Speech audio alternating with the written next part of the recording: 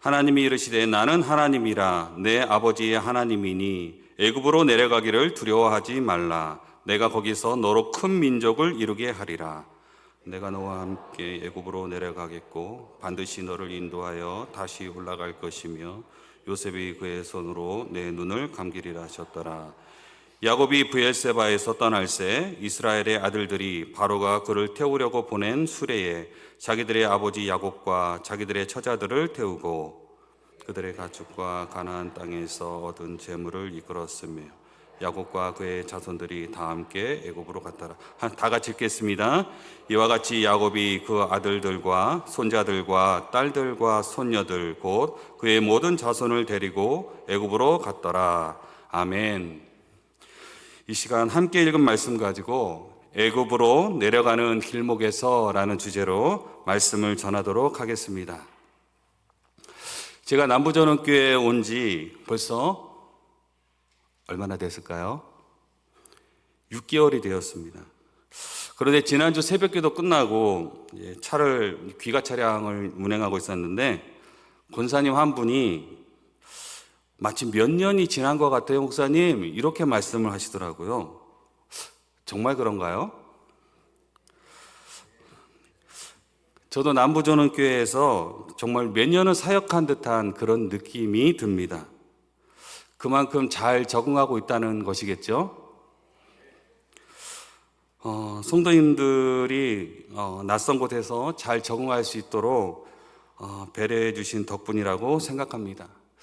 그리고 담임 목사님과 우리 고 목사님 그리고 이 팀장님과 사역하는 것이 너무나 즐거워요. 그리고 행복합니다. 여러분 그렇게 보이나요? 이런 경험은 저의 앞으로 사역 가운데에서 어디서도 해볼 수 없을 것 같은 그런 느낌이 듭니다. 그만큼 요즘 정말 사랑하는 동역자들과 함께 행복하게 사역하고 있습니다. 이 행복감이 여러분들에게 그대로 전달될 줄 믿습니다. 그런데 누구든지 이런 새로운 곳에서 새로운 도전을 한다는 것은 설레임도 있지만 사실 걱정과 두려움이 찾아오기 마련 아닌가요? 처음에는 저 또한 이곳에 왔을 때 그랬습니다. 새로운 교회, 새로운 집, 그리고 새로운 직장, 새로운 사람들과의 만남은 모든 것이 익숙치 않고 새롭게 만들어가야 하는 시간이기에 아직 발생하지 않은 많은 일들에 대한 두려움과 근심 걱정이 여지없이 몰려옵니다. 이럴 때에는 지금의 나를 있게 해준 그런 인생의 전환점이 되는 시기를 떠올리면서 다시 한번 마음을 다잡곤 합니다. 여러분, 저는 믿음이 흔들리고 약해질 때면 언제나 창세기 12장의 말씀을 소환하여서 그 말씀을 묵상하곤 합니다. 이 장면은 여러분들 잘 아시다시피 아브라함이 처음 고향인 갈대아 우르를 떠나올 때의 장면입니다. 본토 친척 아비 집을 떠나 내가 너에게 지시할 땅으로 가라고 말씀하시는 그런 장면이지요. 근데 오늘 본문과 같이 이 아브라함의 손자인 이 야곱이 하나님의 약속의 땅 가나안을 이제 떠나서 애굽으로 내려가야 하는 그런 똑같은 상황을 맞닥뜨리게 되었습니다. 이 말씀은 저와 여러분들이 처음 예수를 믿게 되었을 당시에 그 믿음의 첫걸음을 떼었던 그 시기로 우리를 초대하는 것 같습니다. 그래서 저에게는 이 창세기 12장 말씀이 매우 특별한 그런 의미가 있습니다. 본 말씀에 들어가기 앞서서 제 말씀을 잠깐 드리면, 제가 어렸을 때에 아무도 예수를 믿지 않는 그런 친인척 속에서도 아무도 예수님을 믿지 않았습니다. 그래서 일곱 식구가 도저히 주님과는 상관없는 그런 삶을 살아가고 있었지요. 그래서 여전히 문제가 생기면은 무당을 불러다가 구판을 벌이고 이러한 행동들을 했어요. 그 복음의 불모지와 같았던 저희 가정을 하나님이 기적같이 저희를 불러주신 것이죠. 그래서 한 사건이 있었는데 둘째 형님이 갑자기 급성 신분염증이 와가지고 몸이 퉁퉁 붓는 그런 병에 걸리고 말았습니다. 그래서 원인을 모르고, 그래서 병원에서도 절레절레 하면서 원인을 모르니까 치유할 방법이 없겠죠. 그러한 의사들도 포기하는 그런 암담한 상황 속에서 하나님이 기적처럼 이 둘째 형을 살려주셨어요. 그래서 금산에 있는 작은 시골 교회에 저 7 식구만 그 교회에 가서 예배를 드리기 시작했어요. 그것이 저와 저희 가족의 믿음의 첫걸음이었어요. 그 보니까 이 창세기 12장의 말씀과 굉장히 오버랩되면서 비슷한 것 같아요. 근데 신앙생활이 시작된 지 얼마 안 돼서 하나님은 그 우상 숭배하고 있던 그곳을 고향을 떠나서 정말 땡뚱맞은 곳으로 떠나게 하셨어요. 그래서 충청부터 영동 심천면 각계 까막제 완전 시골 깡천에 들어가서 살게 하셨어요. 그곳에는 정말 친척도 없고 의지할 곳이랑 아무도 없는 그런 곳에 그런 산골 마을이었는데 산 중턱의 마을이 있었어요. 여러분들 잘 아시는 요즘 TV 나오는 나는 자연인이다에 나오는 딱 그와 같은 생활이었어요. 수도도 없어서 계곡물에서 내려오는 그 물을 받아다가 식수를 해결해야 됐고 겨우 전기 정도 들어올 정도의 그런 시골에서 그런 생활을 하는데 힘든 나날을 보냈습니다. 그런데 교회를 가려고 하면은 이웃 마을에 교회가 있어서 산을 넘어서 가야 돼요.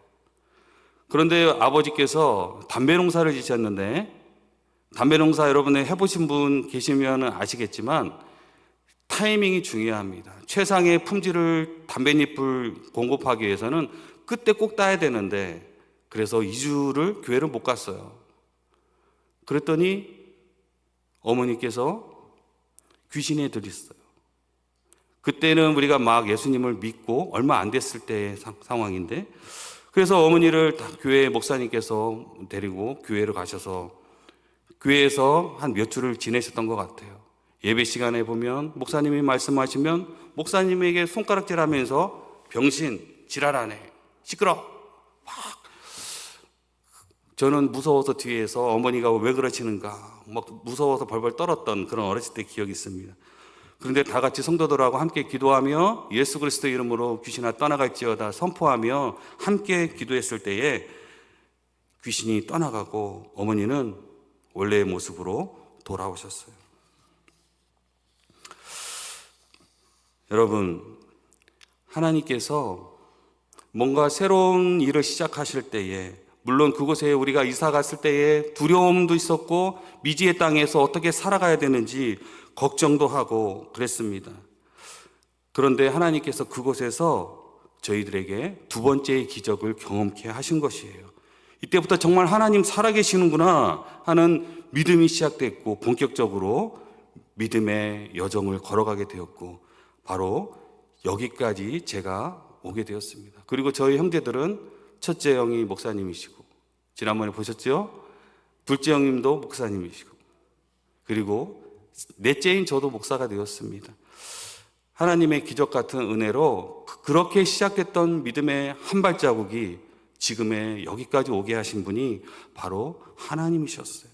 근데 저희들의 삶의 여정 가운데에 온갖 두려움과 걱정, 근심이 왜 없었겠어요? 오늘 창세기 12장의 말씀을 오늘 본문은 아니지만 이 본문을 들어가기에 앞서서 이 말씀을 생각하게 된 것은 아브라함의 콜링하는 장면부터 시작되어서 본토 친척 아비집을 떠나 내가 내게 지시할 땅으로 가라는 이 하나님의 말씀을 순종하여서 믿음의 한 걸음을 떼었던 그런 믿음의 시작의 장면으로 언제든 두려움에 떨고 있는 나의 믿음을 소환하여서 흐트러진 나의 신앙을 점검하였다는 것입니다. 저와 여러분들의 삶 속에서도 이처럼 그동안에 살아왔던 내 삶에 익숙했던 모든 것들 곧 환경과 사람, 여러 가지 문화 등 이것들과 안녕하고 새로운 것을 도전해야 하는 삶의 전환점이 되는 시기에 반드시 두려움과 긴장, 두려움, 근심 이런 불청객이 여지없이 찾아옵니다.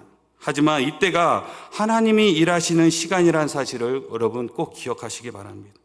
어쩌면 지금 우리 교회는 사랑하는 그 담임 목사님과 결혼을 하고 지금부터가 본격적인 그런 게임이 들어가는 것입니다.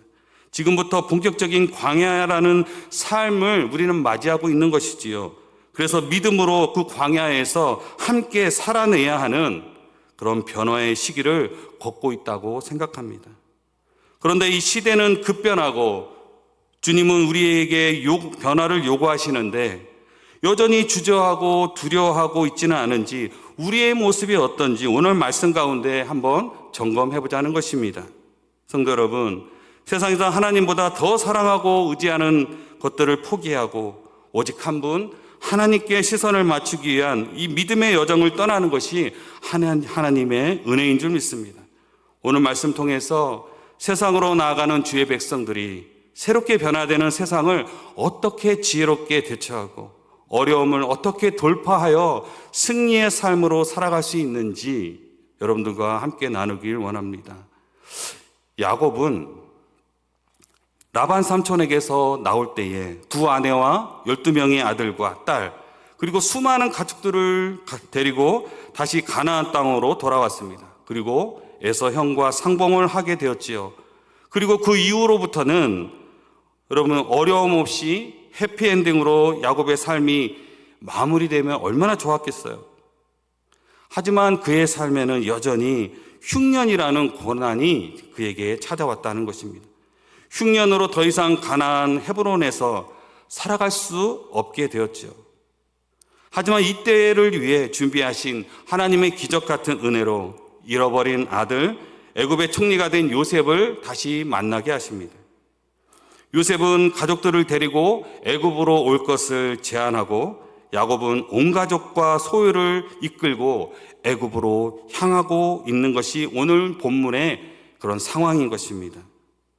그런데 가다가 브엘세바에 도착하여서 하나님께 희생 제사를 드리는 장면이 오늘 본문 1절의 말씀이지요. 우리 다 같이 한번 읽어볼까요? 시작. 이스라엘이 모든 소유를 이끌고 떠나 브엘세바에 이르러 그의 아버지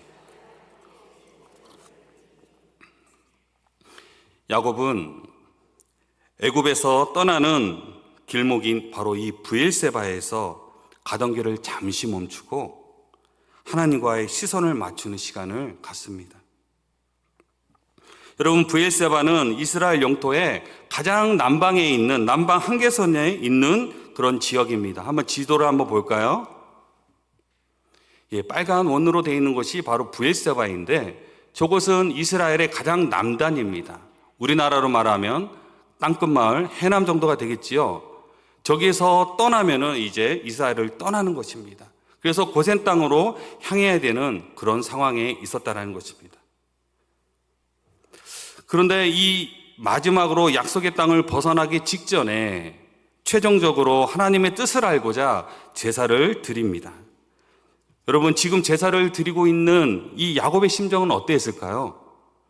정들었던, 어쨌든 그동안에 오랫동안 살아왔던 그 삶의 터전을 이제는 떠나야 되는 그런 상황에 놓여 있는 것이죠.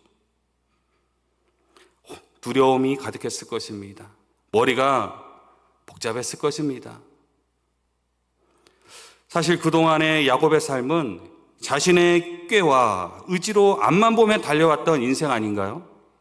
약속의 땅 가나안을 떠나지 않고 어떻게 해서든 그곳에서 가족들과 살아보려고 노력하지 않았을까요? 창세기 47장 9절 말씀에 야곱이 이렇게 회상합니다. 야곱이 바로에게 아뢰되 내 나그네 길의 세월이 130년이니이다. 내 나이가 얼마 못 되니 우리 조상의 나그네 길에 연조에 미치지 못하나 뭐라고요? 험악한 세월을 보내었나이다 하고 오죽하면 자신이 지내온 인생을 험악한 세월로 말했겠어요. 야곱이 자신의 꿈과 야망을 위해 얼마나 열심히 살았나요? 그런데 그가 열심히 달려왔던 시간들이 허무하게 느껴졌죠. 살려고 그렇게 발버둥 쳤는데 결국 그 모든 시도와 추구했던 모든 것들이 완전히 무산되고 원점으로 돌아간 것입니다. 그런 그에게 약속의 땅을 떠나야 하는 그의 심정은 아브라함이 갈대아 우르를 떠나올 때 느꼈던 그런 심정으로 두려웠을 것입니다. 이제는 다시 새로운 땅으로 떠나야 하는 허망함과 미지의 땅에 대한 두려움이 교차되고 있었던 것이지요. 성도 여러분, 야곱이 살아왔던 삶은 마치 달리는 기차에 비유할 수 있을 것 같습니다. 여러분, 달리는 기차가 있는데 이 기차는 정해진 철로를 따라서 정확히 목적지를 향해서 달려갑니다. 우리를 목적지까지 데려다 주지요. 그런데 밖에서 달리는 기차를 보면 그렇게 쌩쌩 달리며 빨라 보이는데 기차에 올라타는 순간 기차가 달리고 있다는 것을 종종 잃어버리지 않습니까?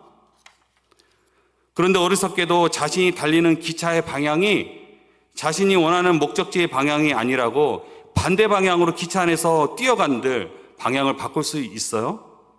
없지요?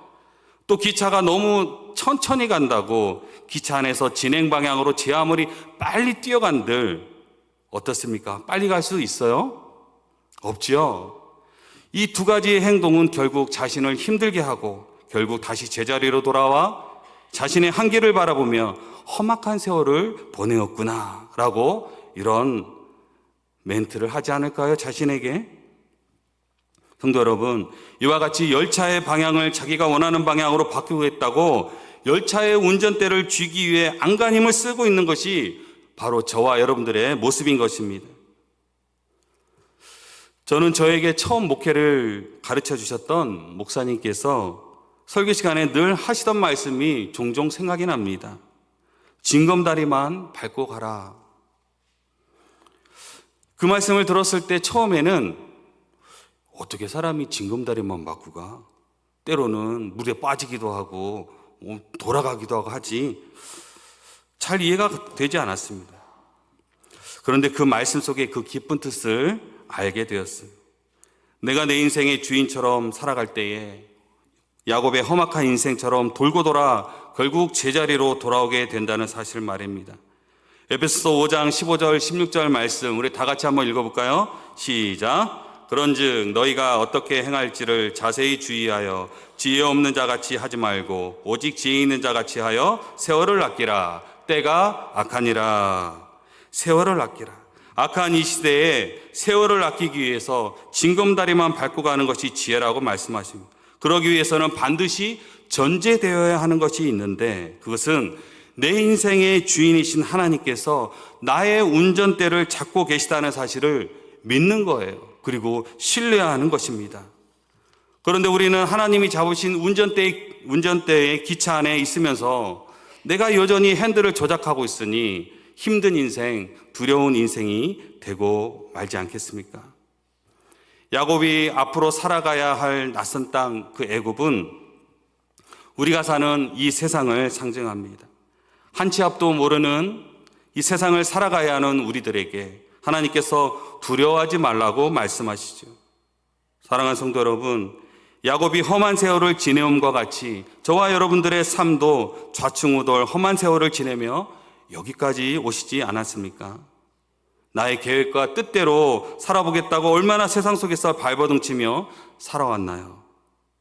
그리고 나의 뜻, 나의 계획대로 되지 않고 실패를 맛볼 때마다 얼마나 보이지 않는 곳에서 소가리를 하며 지내왔나요? 이럴 때는 야곱이 애굽으로 내려가던 그 길을 잠시 멈추고 하나님께 제사를 드렸던 모습과 같이 우리의 삶에도 하나님께서 인생의 흉년과 같은 고난을 주실 때 정신없이 달려온 우리의 삶을 잠시 멈추고 주님과의 독대의 시간으로 들어가야 하는 것입니다. 이 독대의 시간은 주님과의 그 친밀함 속에 다시 예배의 자리로 나아가는 것입니다. 가던 길을 잠시 멈추고 예배의 자리로 나아가 하나님과 시선을 맞추는 것입니다. 애굽으로 내려가는 길목에서 하나님의 뜻을 다시 물어봐야 합니다. 하나님, 제가 애굽으로 내려가도 되겠습니까? 하나님, 애굽이라는 곳은 우리 할아버지 아브라함 때에 큰 시험에 들었던 곳입니다. 그리고 우리 아버지 이삭이 애굽으로 내려가려 할 때에 하나님께서 막으셨던 곳입니다. 그런데 제가 지금 그와 같은 상황에 있습니다. 제가 애굽으로 내려가도 되겠습니까? 이렇게 묻는 야곱은 이제 진정한 이스라엘이 되었습니다. 이 모습이 예수 그리스도로 말미암아 하나님의 자녀된 우리가 가져야 할 믿음의 모습인 것입니다. 이와 같이 나의 계획과 의지와는 상관없이 찾아오는 인생의 고난과 우리는 코로나라는 커다란 그런 재해 가운데 변화된 새로운 환경과 또 앞으로 AI 시대라는 엄청난 그런 변화 속에 이제는 그와 같은 삶이 실제 우리의 삶의 방식이 된 뉴노멀 시대에 뭘 어떻게 해야 하나 걱정과 두려움을 가지고 살아가는 우리 아닙니까? 이럴 때일수록 지금 우리에게서 가장 필요한 것이 바로 하나님과의 시선을 맞추는 것입니다. 어린아이가 엄마 아빠의 시선을 맞추면 여러분 어떻습니까? 두려움이 사라지고 평안함과 확신을 가지고 살아갈 수 있듯이 우리 안의 근심과 두려움이 주님과 시선을 맞출 때에 사라질 줄 믿습니다. 여러분, 거리를 이렇게 지나가다 보면은 여러분들 보신 적 있나요? 교통안전 슬로건에 속도를 줄이면 뭐가 보여요? 사람이 보입니다. 보신 적 있으신가요? 하지만 우리는 가던 길을 잠시 멈추고 하나님을 바라보면 하나님의 뜻이 보이는 줄 믿습니다. 저와 여러분들의 삶의 자리에서 주어진 상황과 환경은 다 다르지만 잠시 가던 걸음을 멈추고 다시 하나님을 바라보며 그분의 뜻을 구하며 나아가는 사랑하는 성도님들과 제가 되기를 주님의 이름으로 축원합니다. 근데 야곱이 이 가던 길을 멈추고 하나님께 예배하러 나아갈 때 하나님이 야곱에게 여러분 가장 하고 싶었던 말씀이 무엇이었을까요? 그것은 임마누엘의 하나님을 기억하라는 것입니다. 내가 널 항상 너와 동행하겠다고 말씀하신 것을 이것을 꼭 기억하라는 것입니다. 우리 2절 3절 말씀을 우리 함께 읽어볼까요? 시작. 그 밤에 하나님이 이상 중에 이스라엘에게 나타나 이르시되 야곱아 야곱아 하시는지라. 야곱이 이르되 내가 여기 있나이다 하매 하나님이 이르시되 나는 하나님이라 내 아버지의 하나님이니 애굽으로 내려가기를 두려워하지 말라. 내가 거기서 너로 큰 민족을 이루게 하리라. 아멘. 야곱의 마음을 아시는 하나님께서 야곱에게 나타나셔서 애굽으로 내려가는 것을 두려워하지 말라고 말씀하시죠. 그리고 4가지 약속을 해주십니다. 첫째는 야곱의 자손이 애굽에서 큰 민족이 될 것이다. 그리고 둘째는 하나님께서 야곱과 함께 애굽으로 가실 것이다. 셋째는 그들은 야곱에서 다시 가나안으로 돌아오게 될 것이다. 넷째는 사랑하는 아들 요셉이 야곱의 임종을 지킬 것이다. 이렇게 4가지를 약속하십니다. 하나님은 애굽으로 향하는 것을 두려워했던 이 야곱에게 확신을 주셨습니다. 여러분, 좀 전까지 야곱의 발걸음은 천근만근 무거운 발걸음이었죠. 그런데 지금 이 말씀을 들은 야곱의 발걸음은 어떨까요? 아마 깃털보다 가볍지 않았을까요? 하나님께서 나와 함께 가신다고 하니. 저는 본문 3절에 보면 하나님이 이르시되 나는 하나님이라, 이 말씀이 마치 이렇게 들렸습니다. 야곱아, 너 내가 누군지 아니? 이 세상 우주 만물을 만든 창조주야. 그리고 내가 너희 할아버지인 아브라함과 아버지 이삭과도 늘 함께 하였단다. 그리고 늘 너와도 함께하고 있단다. 야곱아, 내가 하나님이야. 앞으로 너에게 펼쳐질 그 어떤 상황에도 나는 다 계획이 있단다.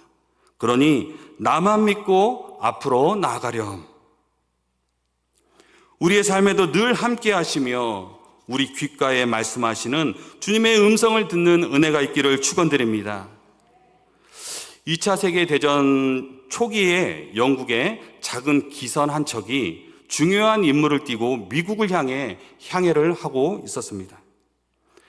바다는 수많은 적선들이 있었기에 공격을 피해서 미국까지 무사히 항해할 수 있을까, 그 배를 모는 선장은 염려가 되었어요. 선장에게 업무를 지시한 상관이 선장에게 이렇게 말합니다. 당신이 위험에 처할 때마다 이 비밀 부호를 사용해서 무전을 치면 당신에게 즉시 답신을 할 것이요. 임무를 맡은 이 선장은 오직 이 말만 듣고 이 말만 믿고 그 멀고 험한 바다를 자그마한 배 한 척으로 항해를 시작합니다. 그런데 저 멀리서 갑자기 적의 함선이 나타나자 그는 재빨리 지시받은 비밀보호를 무전을 쳤습니다. 그리고 바로 이런 답신을 받았어요. 다 알고 있다. 우리도 적을 보고 있다. 그러니 우리가 그대 곁에 있음을 잊지 말고 항해를 계속하라. 선장은 이 답신을 받고 용기백배하여서 무사히 자기 배를 끌고 샌프란시스코 항구에 도착할 수 있었습니다. 이 배가 항구에 들어올 때에 그는 자신의 배 바로 뒤에 그동안 전혀 보이지 않았던 배 한 척이 갑자기 나타나는 것을 발견하고 깜짝 놀랐어요. 알고 보니 그 배는 바로 잠수함이었습니다. 적들로부터 선장의 작은 배를 보이지 않게 지켜주고 있었던 것이에요. 눈에 보이지는 않았지만 가까이서 계속 용기를 불어넣었던 그 답신, 다 알고 있다. 우리도 적을 보고 있다. 그러니 우리가 그대 곁에 있음을 잊지 말고 항해를 계속하라. 성도 여러분, 이 답신이 하나님이 우리 인생을 향하여 말씀하시는 음성으로 들려지기를 축원합니다. 성경은 이사야 41장 10절 말씀에 두려워하지 말라. 내가 너와 함께함이라. 놀라지 말라. 나는 내 하나님이 됨이라. 내가 너를 굳세게 하리라. 참으로 너를 도와주리라. 참으로 나의 의로운 오른손으로 너를 붙들리라. 하나님께서 세상에서 지치고 힘든 저와 여러분들에게 이렇게 말씀하고 계십니다. 상기라, 두려워하지 말라. 내가 너를 굳세게 하리라. 너를 도와주리라. 너를 붙들어 주리라. 비록 하나님께서는 망망대해에서 보이지 않는 잠수함과 같이 우리의 눈에 보이지 않으시지만 당신의 약속의 말씀대로 우리와 늘 함께 하십니다. 우리를 굳세게 하십니다. 우리를 도와주십니다. 우리를 붙들어 주시는 줄 믿습니다. 제가 좋아하는 찬양 중에 나의 가는 길 주님 인도하시니 그는 보이지 않아도 날 위해 일하시네. 주 나의 인도자 항상 함께 하시네. 사랑과 힘 베푸시며 인도하시네. 인도하시네. 비록 임마누엘 되시는 주님이 우리 눈에 보이지 않는다 할지라도 지금도 날 위해 일하고 계심을 믿습니다. 임마누엘 하나님이 되어주신다고 하신 그 약속의 말씀을 믿음으로 두려워하거나 놀라지 말고 우리의 인생 항해를 계속해 나가며 맡겨진 사명을 끝까지 완수하는 모든 성도님들 되시기를 간절히 축원드립니다. 애굽으로 내려가는 이 길목에서 애굽이라는 세상 속에 우리는 들어가야 되는데 세속화를 경계하라고 주님께서 우리에게 오늘 말씀하고 있습니다. 본문 7절 말씀에 보면 이와 같이 야곱이 그 아들들과 손자들과 딸들과 곧 그의 모든 자손을 데리고 애굽으로 갔더라. 가나안 땅에서의 모든 재산과 가족 70명을 데리고 드디어 요셉을 통해 하나님이 준비하신 고센 땅에 들어가게 됩니다. 그런데 애굽으로 내려가는 길목인 브엘사바에서 야곱은 아직 자신과 가족들이 머물 땅이 고센 땅인지 알지 못했습니다. 오직 하나님과 요셉만이 알고 있었죠. 하나님은 요셉을 통해 이미 최적의 장소를 물색해 놓으신 줄 믿습니다. 그것이 바로 고센 땅 람세스라는 지역입니다. 지도를 잠깐 볼까요? 좀 전에 봤던 브엘세바에서 고센 땅으로 들어옵니다. 그런데 왜 고센 땅이 최적의 장소일까요? 그것은 우상을 섬기는 애굽인들과 섞이지 않고 살아갈 수 있는 구별된 최적의 장소입니다. 그리고 나일강 줄기에 있었기에 목초지가 풍부해서 가축을 기르기에 아주 적당한 장소였습니다. 그리고 고센은 애굽의 국경에 있는 지역이라 언제든지 애굽을 벗어나서 약속의 땅으로 돌아오기에 가장 최적의 장소였던 것입니다. 여러분, 실제로 430년 후에 출애굽할 때에 이들을 쫓는 애굽 군대보다 먼저 홍해바다에 도착할 수 있었던 것은 바로 다 하나님의 계획하심인 것입니다. 이보다 더 좋을 수 없는 최적의 장소 고센 땅을 준비하신 하나님은 자신의 백성들을 애굽 사람들과 구별하셨고 애굽 땅에 살지만 애굽 사람들과 섞이지 않고 영적인 순수성을 지키게 하셨습니다. 레위기 11장 45절 말씀에 보면 나는 너희의 하나님이 되려고 너희를 이집트에서 인도해낸 여호와이다. 내가 거룩함으로 너희도 거룩하여라. 여러분, 하나님의 백성은 세상 속에 살지만 결코 세상과 섞여서 거룩함을 잊어서는 안 됩니다. 분명히 고센 땅은 하나님이 예비하신 약속의 땅이에요. 그리고 그들이 새롭게 살아갈 터전이 되는 축복의 땅인 것입니다. 하지만 동전의 양면과 같이 세속화되어 거룩함을 상실하게 하는 땅이기도 한 것입니다. 성도 여러분, 하나님께서 우리를 이 땅 가운데 살게 하셨고 삶의 터전에 많은 축복을 주셨지요. 아멘이시죠? 그러나 우리가 사는 이 세상은 잠시 왔다 가는 나그네 인생이라는 사실을 망각하여서 자신의 정체성을 잃어버리고 살 때가 많다는 것입니다. 바로 세상적인 그리스도인이 되어서 이 땅의 것에 목숨 걸 때가 많다는 것입니다. 하나님은 우리에게 세속화를 경계하고 거룩한 하나님의 백성으로 살아가기를 원하십니다. 야곱이 가나안을 떠나서 애굽으로 내려가는 이 길목에서 하나님께 예배할 때에 하나님이 말씀하셨던 것을 여러분 꼭 기억하십시오. 두려워하지 말고 세상으로 나아가라. 내가 너와 함께 할 것이다. 그리고 너를 세상 가운데서 구별하여 세웠으니 하나님의 자녀로서 세상에서의 정체성을 잊지 말고 살아가라. 세속화를 경계하라.